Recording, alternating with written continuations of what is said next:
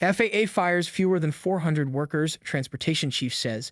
The Federal Aviation Administration fired fewer than 400 employees out of its workforce of 45,000, Transportation Secretary Sean Duffy said on Monday, as questions rise around air traffic safety amid a spate of recent plane accidents. Duffy posted the number of layoffs in his social media post message on X, formerly known as Twitter, responding to a post by his Democratic predecessor Pete Buttigieg, who has been critical of the Trump administration's Department of Transportation. Less than 400 were let go, and they were all probationary, meaning they had been hired less than a year ago. 0 air traffic controllers and critical safety personnel were let go, Duffy wrote on Monday. The Trump administration sent air traffic controllers buyout offers but later said they were not eligible, also declaring other safety officials, including TSA officers, ineligible.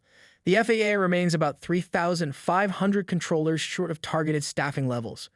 The Professional Aviation Safety Specialists Union said Saturday the FAA had fired several hundred probationary FAA employees. The union said Monday it believed just under 300 FAA workers it represents were fired, including maintenance mechanics, aeronautical information specialists, aviation safety assistants, and management and program assistants. These are positions that are vital to supporting public safety, a union spokeswoman said. The FAA and Transportation Department have declined to say what jobs the fired workers held or why they were fired. The disclosure came on the same day that Elon Musk's government downsizing team Doge was visiting the FAA's Air Traffic Control Command Center in Warrenton, Virginia, Duffy said. Senator Maria Cantwell, the top Democrat on the Senate Commerce Committee, on Monday slammed the Trump administration for firing FAA employees who inspect and maintain air traffic control communications, radio, and computer systems, especially after a series of fatal crashes.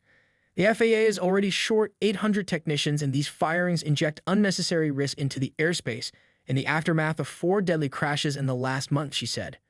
USDOT said Monday FAA continues to hire and onboard air traffic controllers and safety professionals, including mechanics and others who support them. Duffy said on X that the Trump administration plans to overhaul what he called our outdated World War II-era air traffic control system.